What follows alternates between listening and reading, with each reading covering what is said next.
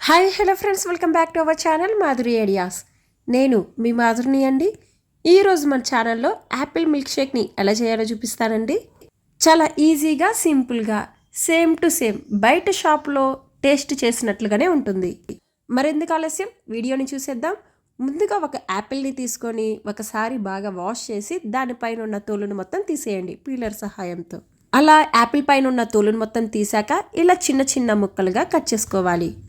ఇప్పుడు ఒక మిక్సీ జార్ని తీసుకొని ఈ కట్ చేసిన యాపిల్ ముక్కలు మొత్తాన్ని వేసుకుందాం.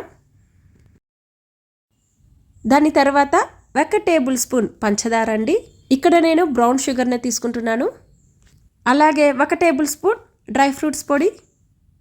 ఈ డ్రై ఫ్రూట్స్ పౌడర్ కూడా ఇంట్లోనే ప్రిపేర్ చేసిందండి. ఈ వీడియో కూడా మన ఛానల్లో ఆల్రెడీగా పోస్ట్ చేశాను. అలాగే కింద డిస్క్రిప్షన్లో లింక్ ఇస్తానండి. మీకు వీలైతే మన ఛానల్ని ఒకసారి విజిట్ చేయండి. అలాగే 1 గ్లాసు కాచి చల్లార్చిన పాలని పోసుకోవాలి. ఇది 200 ml పాలండి.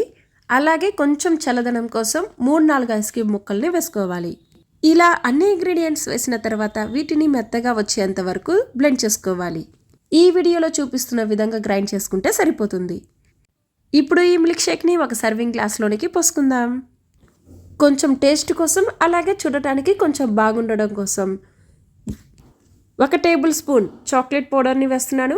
చాక్లెట్ పౌడర్కి బదులుగా బూస్ట్ని కూడా వేసుకోవచ్చు. అలాగే 1 table spoon dry fruits powder.